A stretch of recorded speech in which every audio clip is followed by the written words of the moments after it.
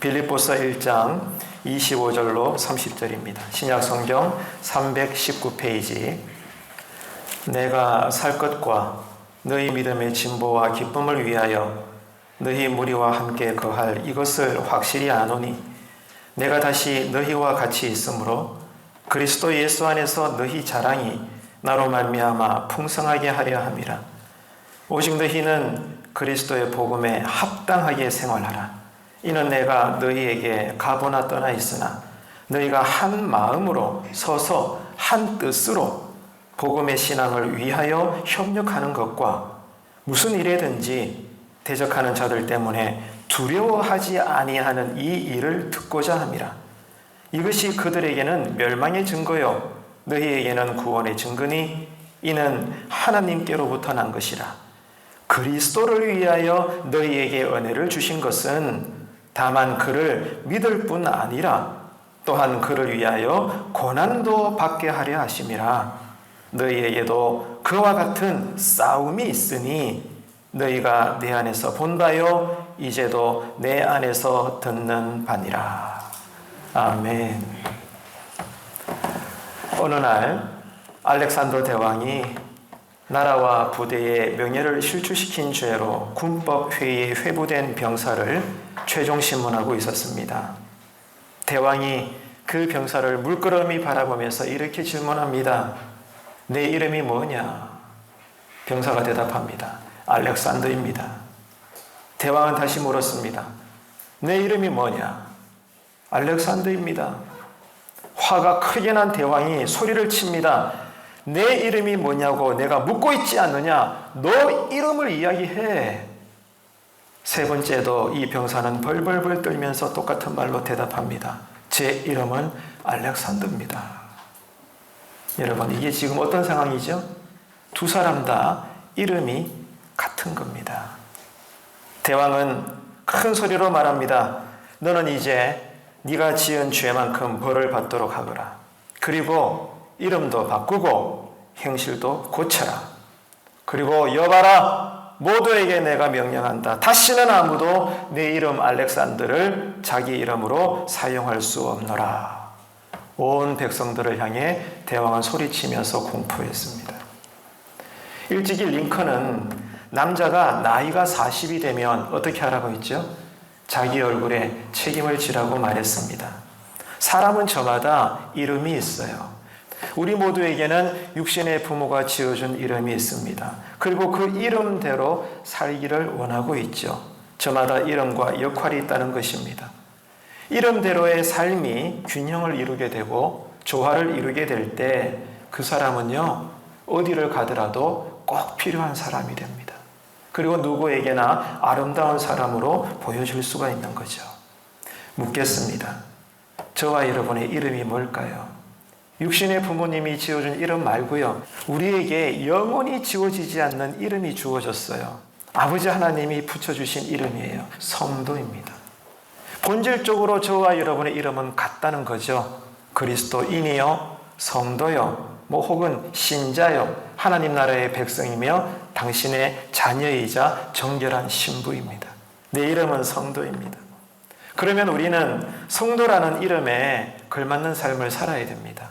그렇지 않습니까? 이름은 역할이 있으니까요.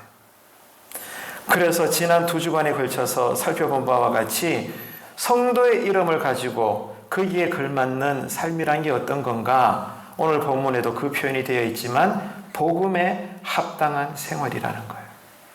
복음이 들어갑니다. 복음. 성도의 생활의 내용에는 복음이라는 알맹이가 있어야 돼요. 이 복음에 합당한 생활을 살 때 우리 미래에 주님 재림하시고 심판대에 우리가 서게 되었을 때 여기에 관해서 우리는 주님으로부터 평가를 듣게 될 겁니다.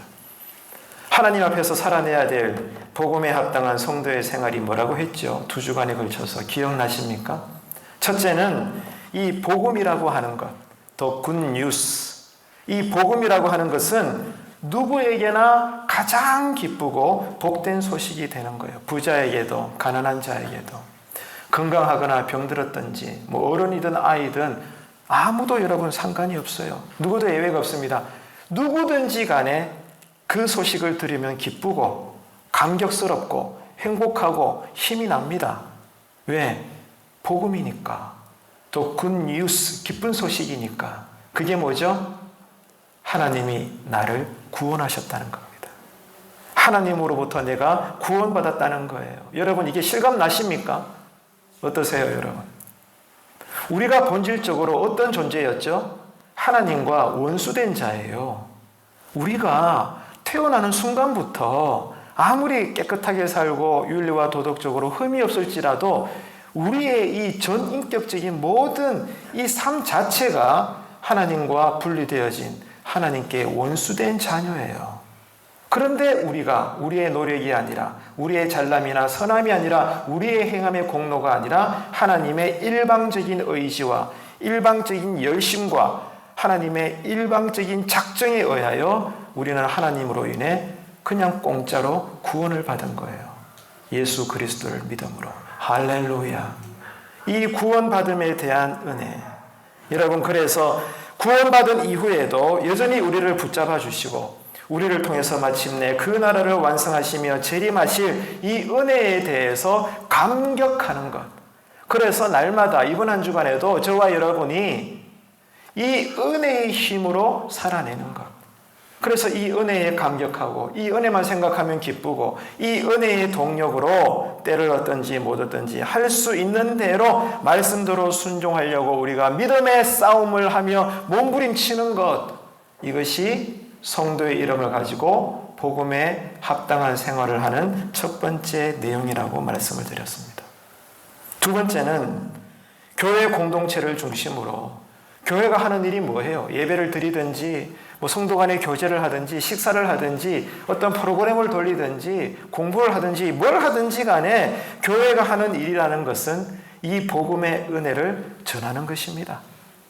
교회 안에서는 성도들에게 평생토록 계속 재확인시켜 주는 것이고 교회 밖에는 아직도 이 복음의 은혜를 모르는 불신자들에게 하나님을 알라고 소개하고 전하는 것.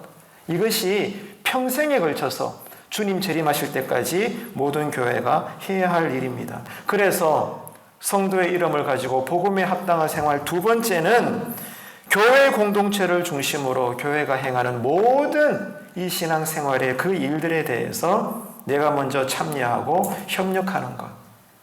이것이 두 번째 내용이에요. 세 번째 또 뭐였습니까? 하지만 이런 교회와 함께하는 생활이라는 것이 쉽지가 않다는 거죠. 때로는 힘들고 희생을 감수해야 될 때도 많습니다. 하지만 성경의 외침은 뭐예요? 그럼에도 불구하고 복음에 협력하는 삶을 어떻게 하라고요? 부끄러워하지도 말고 두려워하지도 말아라. 그럼 어떻게? 오히려 담대하게 서로 나누면서 헌신하는 삶을 살아내거라. 내가 그렇게 힘을 줄 거니까. 내가 은혜를 줄 거야. 내 안에서는 그렇게 살거라. 하나님은 우리에게 말씀하시는 겁니다. 이것이 복음에 합당한 생활이라는 거예요. 왜 성도인 우리가 이런 이타적이며 공동체적인 삶을 살아야 하는 걸까요? 여러분, 왜 그렇게 살아야 되겠습니까? 결국 하나님 나라의 복음이요, 세상의 모든 권세, 최종 사망과 죽음의 권세까지 이겨낼 것을 우리가 믿기 때문입니다. 결국에는 이 복음의 삶, 복음의 능력, 복음의 은혜가 육신의 죽음의 두려움도 이겨내고 세상의 모든 환난과 풍파도 다 견뎌내면서 주님 재림하시는 그날 결국 우리는 영생 본향 천국에서 주님과 함께 거하게 될 것입니다. 아멘이십니까? 그렇기 때문에 성도는 이번 한 주간에도 어떻게 살아야 돼요? 복음에 합당한 삶을 살아내야 되는 것입니다. 은혜에 감격을 하고 그 은혜의 힘으로 모든 교회 일에 동참하면서 그 일을 부끄러워하거나 두려워하지 말고 오히려 더 적극적으로 담대하게 헌신하는 삶을 살아라. 왜? 그 끝은 승리가 있을 거니까. 그 끝에는 상급이 있을 거니까. 주님의 칭찬이 있을 거니까. 할렐루야. 이게 성도에게 주어진 복된 삶의 내용이라는 겁니다. 이 미래를 죽음을 이기시고 부활하시고 승천하신 주님 안에서 바라볼 때 그러므로 성도는 날마다 복음에 합당한 삶을 이번 한 주간에도 살 수가 있는 거죠. 여러분, 그러니까요, 모든 것이 하나님의 은혜입니다. 오늘 주일을 맞이해서 이 성전 예배당에 나오는 것 자체도 하나님의 은혜인 줄로 믿으시기를 바랍니다. 우리가 잘나고 선해서 구원받은 것도 아니지 않습니까? 우리가 똑똑해서 성도답게 잘 사는 것도 아니지 않습니까? 우리가 능력이 탁월해서 불신자들보다도 거룩하고 선하고 나은 삶을 사는 것이 아니지 않습니까? 모든 것이 어떻게 되었죠? 하나님께서 주시는 은혜로 말미암아 부자든 궁핍하든 건강하든 병들었든지 간에 이번 한 주간에도 우리는 단언컨대 신자로서의 품위를 잃어버리지 않고 내 마음 깊은 곳에서부터 천국을 바라보는 영생의 소망과 기쁨을 가지고 살게 될 줄로 믿습니다. 왜요? 하나님께서 은혜 주실 거니까. 그렇기 때문에 여러분, 기도의 줄이 참 중요한 거예요. 그러면 이렇게 좋으신 하나님이 성도로 부르신 우리들에게 왜 이런 은혜를 주시는가, 그 말이에요. 왜 우리를 구원하시고 구원받은 이후에도 여전히 우리를 붙잡고 계시고, 왜 교회 공동체를 중심으로 날마다 은혜 받게 하시고 이 은혜의 힘으로 여러분 교회 모든 일에 동참하게 하시고 개인주로 살지 않고 이타적으로 모든 성도와 더딜지라도 발걸음을 같이 해서 담대하게 이 복음 사역에 여러분 늘 우리는 애쓰며 그렇게 고군분투하며 사는 것일까요? 그 이유에 대해서 사도 바울은 지금까지의 내용을 다 요약하는 유명한 구절을 말씀하고 있어요. 자, 본문 29절을 보시기를 바랍니다. 29절입니다. 그리스도를 위하여 너희에게 은혜를 주신 것은, 잘 보세요, 다만 그를 믿을 뿐 아니라 또한 그를 위하여 고난도 받게 하려 하심이라. 믿게 해 주시고 고난을 주신다는 거예요. 이게 놀라운 이야기입니다. 자, 29절의 선포에 의하면 성도에게 주시는 하나님의 은혜는 두 가지 중요한 내용을 담고 있다는 겁니다. 첫 번째가 뭐죠? 다만 그를 믿을 뿐 아니라, 이렇게 되어 있습니다. 우리에게 믿음을 주신 것이 하나님의 은혜라는 거예요. 여러분, 이게 와닿으십니까? 물질을 원하십니까? 세상의 어떤 풍요를 원하십니까? 내가 원하는 대로 눈에 보이는 것들을 막 쏟아 부어주시면 그것만이 여러분 비로소 감사하고 은혜라고 느껴지십니까? 어떻습니까, 여러분? 예수 믿은 지 여러분, 우리는 지금 몇 년째 지금 살고 있을까요? 수십 년이 되셨겠죠? 모태신앙자도 많을 거고. 우리에게 은혜란 어떤 것입니까? 여러분, 언제 은혜 받았다고 느껴지십니까? 또 어떤 은혜를 여러분 지금 찾고 있습니까? 오늘 사도 바울이 모든 것을 압축해서 정리한 이 29절을 읽어보게 되면 무엇이 은혜인가? 하나님께서 우리에게 날마다 쏟아부어 주시는 그 은혜의 첫 번째 본질적 내용이 무엇인가? 어제도, 지금 오늘도, 그리고 내일도 똑같다는 거예요. 우리에게 뭘 주신다는 거예요? 믿음을 주신다는 거예요. 이 믿음이 은혜라는 겁니다. 왜? 이 믿음이 너무 굉장한 것이니까. 정말 굉장한 것이기 때문에 은혜라는 거예요. 왜요? 이 믿음으로 인해 우리가 구원받았잖아요. 그렇지 않나요? 지금 죽어도 우리는 지옥 가지 않아요. 여러분 믿어지십니까? 이게 정말 여러분 와닿으십니까? 이 믿음의 은혜가 체험되어지게 되면 내 주변의 세상적인 환경은 눈에 보이지 않는다니까요. 결국 이 땅의 삶은 다 지나갈 거니까. 그만큼 믿음은 우리에게 큰 은혜인 것입니다. 이 믿음으로 인해 하나님의 자녀가 되었죠. 이 믿음으로 인해서 이미 우리는 영생을 얻게 되었죠. 얼마만큼 귀합니까? 금보다 귀한 거예요. 여러분, 이 믿음은 나의 힘이나 능력으로 얻게 된 것이 아닙니다. 혈육으로 된 것도 아니라고 성경은 가르쳐주고 있죠. 뭐라고 말씀하고 있어요? 하나님의 선물입니다. 선물. 그러니까 기쁜 소식이죠. 내가 열심히 수고하고 노력해서 믿음도 가지게 되었고 그러므로 구원도 쟁취했다면 기쁘지 않아요. 그만큼 내가 수고했으니까, 고생했으니까 당연하게 여기지. 근데 선물입니다. 자격 없는 자에게 그냥 주는 거예요. 선물이에요. 뭐가요? 우리에게 믿음을 주심으로 나는 구더기보다 못한 자지만, 오늘 또 두 곡의 찬양을 여러분 또 묵상했잖아요. 나는 구원받을 자격이 없고 정말로 하나님의 원수된 자였지만 하나님의 일방적인 사랑으로 우리는 믿음을 공급받아 자동적으로 하나님의 자녀가 되고 구원받은 이후에도 하나님 안에서 살고 있잖아요. 할렐루야. 네. 마음으로 크게 아멘 하셔야 돼요. 믿음이 우리에게 놀라운 은혜가 된다는 겁니다. 하나님의 선물이죠. 그렇기 때문에 여러분 명심하십시오. 예수 믿는 사람은요, 이 세상에서 제일 행복한 사람입니다. 이게 정말 깨달아지는 은혜가 있게 되기를 축복합니다. 이게 깨달아져야 이게 세상 최고의 기적이라니까요. 병동자가 낫는 것도 기적이지만 이 기적에 비하면 아무것도 아니에요. 하던 일이 실패가 일어나게 되고 세상 풍파가 밀려오고 무거운 질병에 걸리고 가난하고 병들고 외롭고 고통스러워도 내가 구원받은 예수 믿는 사람이다. 이게 절절히 깨달아지게 되면 인생의 밑바닥에서도 나는 찬양할 수 있다니까요. 다윗처럼 시편 23편을 우리가 고백할 수 있는 거예요. 그래서 예수 믿는 사람들은 자기 자신을 결코 불행하다라고 생각해서는 안 됩니다. 그 생각 누가 주는 거예요? 성령님이 주시는 걸까? 마귀가 던지는 거죠. 내 꼬라지가 왜 이래? 난 왜 이럴까? 물론 저도 지난 한 주간 동안 틈틈이 이 생각했습니다. 다 말할 수는 없지만 전들 그런 생각 안 하겠습니까? 근데 그 생각 누가 주는 것이냐고요. 과연 하나님이 던지는 생각일까요? 아니거든요. 마귀가 던지는 밑밥이에요. 거기에 놀아나지 않는 성령 충만한 저와 여러분 되시기를 축복합니다. 나는 소중합니다. 나는 행복합니다. 누구 때문에? 예수님 때문에. 할렐루야. 이번 한 주간 여러분 그렇게 살아내시기를 축복합니다. 그런데 우리 편에서 큰 문제가 하나 있어요. 하나님께서 우리에게 주시는 은혜 두 번째 내용이 그것입니다. 29절 보세요. 중반절에 보니까. 첫 번째는 믿음을 주신 것이 은혜인 것은 우리가 감사히 받았죠. 자, 두 번째.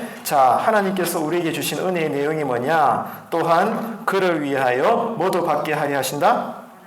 고난도 받게 하신다는 거예요. 하나님이 우리에게 고난을 주시고 야야 이게 너한테 은혜야. 알겠니? 이게 내가 너한테 주는 선물이란다. 세상에 여러분 이게 말이나 됩니까? 혹 떼려고 예수 믿었더니 혹을 한 개 더 붙이는 꼴이에요. 근데 기가 막히게도 성경은 우리에게 이것이 두 번째 은혜의 내용이랍니다. 이 고난을 생각하니까 벌써 걱정이 되고 여러분 답답해 하실 수도 있는데 그러지 않아야 됩니다. 우리가 고난을 어떻게 생각을 해야 되는가 하면 우리가 누구예요? 나는 하나님의 자녀입니다. 속으로 따라합시다. 나는 하나님의 자녀다. 여러분 이번 한 주간에도 우리가 어떻게 사느냐? 우리의 신분이 뭐냐? 하나님의 왕자요 공주입니다. 하나님의 자녀입니다. 그렇기 때문에 이번 한 주간에도 하나님의 자녀로 이 세상을 살아가야 되는데 감당해야 될 의무가 있잖아요. 대통령은 대통령이기 때문에 의무가 있고 아버지는 아버지이기 때문에 가정에서 의무가 있고 그죠? 네. 엄마는 엄마로서 모든 사람들이 각자의 생활의 이름이 있고 그 이름에 걸맞는 책임과 의무가 있다고요. 그렇지 않아요. 그렇다면 이번 한 주간에 우리도 성도로서 하나님의 자녀로서 산다는 것은 성도로서의 의무가 있고 하나님의 자녀로서의 책임이 있어요. 감당해야 될 일이 있다 이겁니다. 그 일 중에 하나가 뭐냐? 여러분 바로 고난이라는 거예요. 이해가 되십니까? 기가 막히죠. 그저 예수 잘 믿으면 기도하는 대로 믿음대로 믿습니다 하면 막 부자가 되고 죽을 병도 낫고 막 썩은 이빨이 금이빨이 되고 이렇게만 생각하는 게 다가 아니라는 거예요. 뭐도 주신다? 고난도 주신다. 이게 우리에게 주시는 두 번째 하나님의 은혜라는 겁니다. 왜 이 고난이 성도가 감당해야 될 생활의 의무냐? 하나님의 말씀대로 순종하기 위해서 때로는 우리가 뭐 해요? 수고하게 되죠. 또 별것 아니지만 희생하게 되죠. 손가락질 당하게 되죠. 지불해야 될 대가가 있죠. 신앙의 싸움을 날마다 우리는 삽니다. 이게 고난이라는 거예요. 이게 성도로서의 삶의 내용이요 의무라는 겁니다. 하지만 이것이 우리에게 은혜가 된다고 말씀하고 있습니다. 요약하면 이렇습니다. 우리에게 믿음을 주심으로 하나님의 자녀가 되게 하셨고, 잘 들으십시오. 두 번째, 고난도 주심으로 우리를 하나님의 일꾼 되게 합니다. 고난을 주심으로 하나님의 일꾼 되게 하셔서 최후의 날에 주님 재림하시는 그 날에 역전의 영광과 상급을 주시는 걸로 예비되어 있는 거예요. 그렇기 때문에 성도로서의 합당한 생활을 위하여 하나님께서 우리에게 주시는 그 은혜의 두 가지 기둥, 첫 번째는 믿음을 주셨고 두 번째는 고난을 주셨다. 믿음으로 하나님의 자녀가 되게 하셨고 애쓰며 수고하고 교회를 위하여, 주님을 위하여, 하나님의 나라를 위하여 헌신하고 수고하고 충성하고 희생하고 요거도 먹고, 이것이 고난인데 이 고난은 날마다 성도가 살아내야 될 생활의 의무다. 여기서만 끝내버리면 저주죠. 하지만 이런 고난이 장차 우리에게 뭐가 된다는 거예요? 원수의 목전에서 우리를 높여주시사 주님이 우리를 인정해 주시고 내가 너의 수고를 아노라. 생명의 멸류관과 영원히 썩지 않을 천국의 상급을 우리에게 이미 예비하여 주신 줄로 믿으시기를 바랍니다. 그렇기 때문에 신자가 이번 한 주간에도 감당해야 될 고난의 의무는 저주가 아니고 은혜가 되는 거예요. 장차 우리에게 비교할 수 없는 상급으로 주어지게 될 거니까. 이 사도 바울의 가르침이 얼마나 놀라운지 모릅니다. 그래서 여러분, 고난을 은혜라고 말하고 성경에 기록되어 있잖아요. 고난은 성도에게 유익하다. 하나님께서 나를 힘들게 하실 때마다 뭐 기도해봐야 소용없네, 예배 드려봐야 아무것도 아니구먼, 이런 마귀의 떡밥에 놀아나지 말고 왜 이 고난을 주시는 걸까? 분명히 하나님께서 복 주시려고 그럴 거야. 주님, 이 고난을 믿음으로 이겨내게 하여 주옵소서. 아멘. 여러분, 이런 우리 교회 되기를 간절히 바랍니다. 그런데 사람들은 그걸 원하지 않습니다. 저나 여러분이나 본능적으로, 일반적으로 어려움 없이 살고 싶어 합니다. 고생도 안 하고 희생도 안 하고 그냥 편안하게 아무 일도 안 하고 살기를 바랍니다. 누가 안 그렇겠습니까? 하지만 여러분, 똑똑히 들으셔야 합니다. 성경은 아니라고 선포하고 있어요. 우리의 약한 본성은 그렇게 살기를 원하지만, 손 안 대고 코 풀기 원하고 아무 수고도 안 하고 어려움 없이 떵떵거리며 사는 것이 복이라고 그렇게 여기기를 원하지만, 성경은 그렇게 살아서는 안 된다고 말씀하고 있습니다. 그렇게 사는 것은 우리의 소견이 아니라 복음의 관점에서 볼 때는 인생의 실패라는 거예요. 이게 오늘 여러분 성경 본문의 중요한 메시지 중에 하나입니다. 나는 그렇게 살기 원하는데 성경은, 주님의 가르침은 그렇게 사는 것은 인생의 저주요 실패이기 때문에 하나님이 우리에게 고난의 은혜를 주신다는 거예요. 이게 진리의 역설입니다. 이게 깨달아져야 돼요. 이게 이해가 되어야 된다고요. 예수 그리스도를 위하여, 다시 이야기해서 내 만족과 내 유익과 나의 모든 행복을 위해서 여러분 교회에 올인하는 것이 아니라 반대로 예수 그리스도를 위하여, 그 예수 그리스도를 위하여 수고하고 안 해도 될 희생을 감당하고 고난을 받는 만큼 인생은 가치가 있다. 주님은 그렇게 보고 계시는 거예요. 인생의 끝을 보라는 거예요. 뭐가 인생의 실패고 성공인지.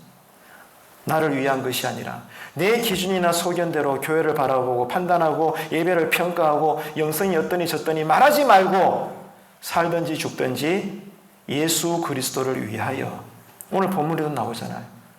주님을 위하고 교회를 위하고 성도를 위하고 그 나라를 위하여 안 해도 될 수고를 감당하고 그럴 필요가 없지만 희생하고 그렇게 고난을 받는 만큼 인생의 끝은 하늘과 땅 차이라는 거예요. 주님 재림하시는 그날에. 생각해 보세요. 교회를 위하여 수고한 사람은 그 교회를 바라볼 때마다 자기가 감당한 수고만큼, 자기가 눈물을 쏟아낸 희생만큼 그 교회를 바라볼 때마다 마음이 어떨까요? 어때요, 여러분? 누군가는 눈물을 쏟아내요. 왜 그럴까요? 내 수고가 묻어있거든. 나의 희생과 나의 고난과 교회를 위한, 주님을 위한 나의 아픔들이 강물처럼 흘러가는데 누군가가 교회를 위해서 기도합시다 그러면 눈물부터 쏟아지는 거예요. 이미 내 마음이 거기에 담겼기 때문이죠. 하나님의 자녀가 되었지만 하나님을 위하여 일한 일이 없고, 예수님을 통하여 구원을 받았지만 예수를 위하여 수고한 적이 없고, 교회를 다니고 있지만 내가 몸담고 있는 교회를 위하여 수고한 일이 없다면 하나님은 참으로 그 일은 안타까운 것이다라고 우리에게 말씀하고 있습니다. 재직 여러분, 성도 여러분, 지금 우리는 어떻게 살고 있습니까? 무엇을 위해 수고하고 희생하고 헌신하고 있나요? 그 중심에 누가 서 있는 것입니까? 2차 세계대전이 끝나고 승리를 이룬 영국의 군인들이 그토록 그리워하던 고국으로 개선하는 날이었습니다. 아침부터 런던 거리는 술렁이기 시작했습니다.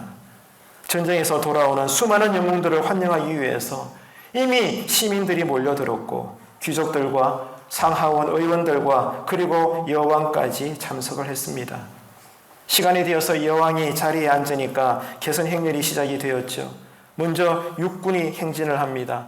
이어서 해군이 지나갑니다.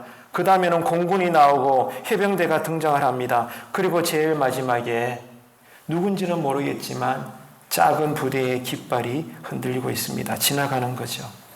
그것을 보면서 여왕은 자리에서 일어납니다. 여왕이 일어나니까 모두가 일어나게 되죠. 귀족들도 따라 일어섰고 시민들도 다 일어나게 됩니다.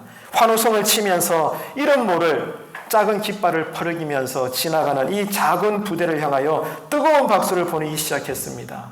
그 부대가 누굴까요? 그 전쟁에서 부상을 당한 상인 군인들이었습니다. 겉으로 볼 때는 불쌍하죠. 팔도 떨어지고 다리도 떨어지고 머리도 깨지고 평생 불구로 살아야 되는데 처음에 화려한 육군이 지나가고 기세등등하게 해군이 지나가고 늠름한 군인들의 이 장병들이 전쟁에서 승리했기 때문에 얼마나 여러분 호기 있게 다 지나갈 때도 여왕은 가만히 앉아있고 박수만 쳤는데 제일 마지막에 별 볼 일 없는 이제 불구조가 다 된 망신창이가 된 이 상인 군인들이 작은 피 묻은 깃발을 들고 지나가니까 여왕이 벌떡 일어서는 거예요. 귀족들도 일어서고 시민들이 다 일어서서 하늘이 떠나갈 만큼 쩌렁쩌렁하게 와 박수를 치고 눈물을 쏟아내요. 왜요? 나라를 위해서 싸웠거든. 열렬한 박수를 보낸 것입니다. 사랑하는 성도 여러분, 이 땅에서의 삶이 끝나고 역사의 주인 대신 살아계신 심판자 하나님 앞에 서는 날 누가 가장 감격스러울까요? 아유, 예수 믿어갖고 부자 되고 병 낫고 나 혼자 개인적으로 만족하면서 품위 있게 교회 생활하는 사람, 그런 사람일까요? 그것도 귀하죠. 하지만 예수 그리스도를 위하고 교회를 위하고 성도를 위하고 어떻게 해서든 복음을 전하려고 여러분이 애썼던 이런 모를 흰옷 입은 그 순교자 같은 삶을 사는 성도들이 주님 재림하시는 그날 가장 감격하지 않겠습니까? 여러분에게 이 뜨거운 눈물이 있는 신앙 인생 되기를 주님의 이름으로 축복합니다. 예수님 때문에, 복음 때문에, 교회 때문에 수고하는 사람들, 고난받는 사람들, 심지어 순교의 이름으로 목숨을 바치는 사람들, 그렇게 흰옷을 입은 성도들이 하나님 앞에 서는 날 누구보다 감격해하며 뜨거운 십자가 부활의 영광의 눈물을 쏟아낼 줄로 믿습니다. 그리고 예비된 놀라운 하늘 상급이 준비되어 있겠죠. 신앙생활하면서 예수님 때문에 손해를 당하고 고난을 당해본 기억이 없다면 슬퍼하십시오. 하지만 반대로 남들은 몰라도 여러분 스스로는 다 알 겁니다. 교회 때문에, 예수님 때문에, 공동체 때문에 손가락질 당해본 적이 있고 눈물 쏟아내본 적이 있고 스트레스 받아봤고 아파해 본 적이 있다면 오늘 말씀은 우리에게 이렇게 가르쳐주고 있습니다. 기뻐하라. 예수님 때문에 고난받는 것이 아무리 생각해도 없다? 그렇다면 하나님 앞에서 내 인생을 다시 살아야 되겠다고 결단해야 됩니다. 정말 우리가 여러분 천국과 지옥을 믿고 하늘 상급이 있고 하나님의 심판이 있음을 믿는다면 이것보다 급한 것은 없겠죠. 복음에 합당하게 생활한다는 것은 말로 하는 것이 아닙니다. 복음에 참여하고 협력해야 되고 담대한 마음으로 희생해야 되고 수고해야 되고 고난에 동참하고 복음의 최후 승리를 바라보며 날마다 이번 한 주에도 우리가 일어서게 될 때 성령님은 역사하시고 이런 우리의 그리스도의 남은 고난을 자기 십자가로 지게 될 때 교회는 흥황하게 되며 결국 부흥은 일어날 줄로 믿습니다. 우리 교회가 이런 교회가 되어야 돼요. 그래서 여러분 30절에 마지막으로 군사 용어가 등장하고 있거든요. 보시기를 바랍니다. 30절입니다. 너희에게도 그와 같은 뭐가 있어요? 싸움이 있으니. 우리에게 하는 얘기예요. 신앙은 싸움입니다.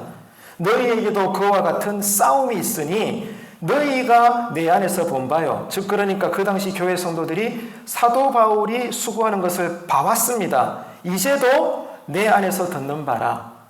지금도 나는 사도 바울은 싸우고 있고 교회된 성도들도 이 일에 동참해야 되고 똑같은 싸움이다. 그 말입니다.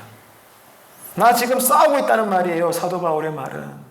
여러분 지금 사도 바울이 뭐 하고 있는지 아세요? 감옥에 갇혀 있을 뿐이에요. 근데 뭘 교회를 위해서 지금 일하고 있습니까? 근데 이게 뭐 싸우는 거예요? 그는 지금 영적으로 싸우고 있다는 겁니다. 복음을 위하여 자유를 잃어버리고 낙담하기 쉬운 그곳에서 여전히 복음을 위하여 고난을 감수하면서도 뜨겁게 이 감옥의 바닥에 엎드려 기도하며 중보하며 교회와 성도를 위하여 나는 기도로 싸우고 있다. 너희들이 보고 있는 바다. 너희도 나와 같아야 된다. 이렇게 지금 가르쳐주고 있는 거예요. 사도 바울은 지금 말할 수 없는 비참한 감옥에 갇혀서 불신앙과 싸우고 어두운 권세와 싸우고 불의와 싸우고 낙담과 싸우고 다시 말해 여전히 예수님을 위한 싸움을 처절하게 지금 치열하게 싸우고 있다는 것 여러분들이 보고 있지 않습니까? 여러분도 나와 함께 그리스도 안에서 이 믿음의 싸움을 살아야 되는 것입니다. 이렇게 지금 편지로 쓰고 있는 것입니다. 나만 싸우고 있는 것이 아니라 함께 같은 싸움을 싸우고 있다는 것입니다. 이걸 보라는 거예요. 여러분이 살아가면서도 싸워야 할 것이 있다는 거죠. 어떻게 해요? 예수 그리스도를 위하여 싸우라는 겁니다. 왜 그래야 됩니까? 믿음, 이 신앙이라는 것은 죽는 그날까지 영적인 싸움이니까. 오늘 본문은요, 군사 용어가 많이 등장하고 있어요. 사도 바울의 서신이 대략적으로 다 그래요. 그만큼 죽느냐 사느냐의 문제입니다. 그리고 이 영적인 싸움은 예수 안에서 이미 사망과 죽음의 권세를 이기고 승리의 부활이 되신 이 약속의 싸움이라는 것을 잊지 말라고 본문은 가르쳐주고 있습니다. 그렇기 때문에 성도는 고난 중에서도 기뻐합니다. 왜? 그 끝을 알고 있으니까. 결국 우리는 승리할 것이니까. 이미 승리했잖아요. 누가? 예수님이. 그래서 그 예수님 안에서 우리가 살기 때문에 이미 결과는 나와 있다니까요. 이미 우리는 공포영화를 본다 해도 공포영화 끝에 그 괴물이 어떻게 될 것인지 이미 본 상태에서 두 번째 볼 때는 중간에 아무리 무서운 장면이 나와도 우리는 놀라지 않는 거예요. 그와 같은 거죠. 이미 우리는 예수 안에서 승리한 자인 줄로 믿으시길 바랍니다.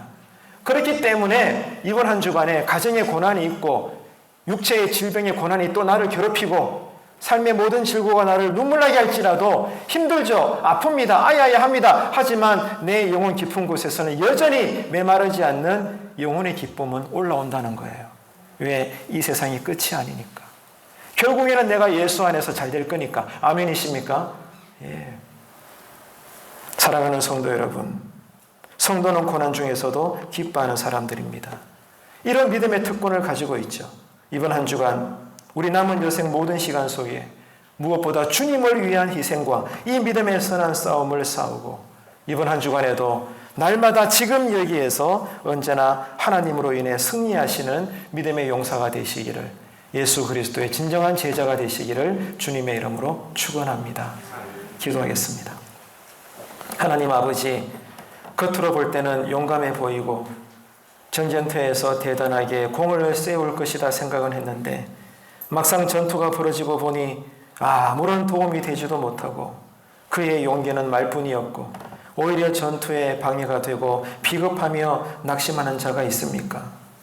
그러한 군인이 있으면 안 되듯이 신앙도 그리해야겠습니다. 말로는 믿음이 있지만 실제로는 하늘나라 시민답게 살지 못하고 복음에 합당하게 살지 못하는 일이 없도록 우리를 도와주시옵소서. 믿음을 통하여 하나님의 자녀가 되었고 여전히 고난을 통하여 하나님 나라의 일꾼이 되고 의의 병기가 된다는 이 놀라운 신앙의 신비인 사실을 알게 하시어서 가만히 앉아서 예수 믿는 것으로 끝나지 않고 힘을 다해 그리스도의 남은 교회의 모든 고난에 동참하는 거룩한 성도들, 거룩한 용사들, 주님의 제자들 다 되게 하여 주시옵소서. 우리의 용기 있는 발걸음과 그리고 신앙의 전진을 바라보며 기뻐하시는 예수님의 이름으로 기도드리며 지금은 우리 구주 예수 그리스도의 은혜와 하나님 아버지의 크신 사랑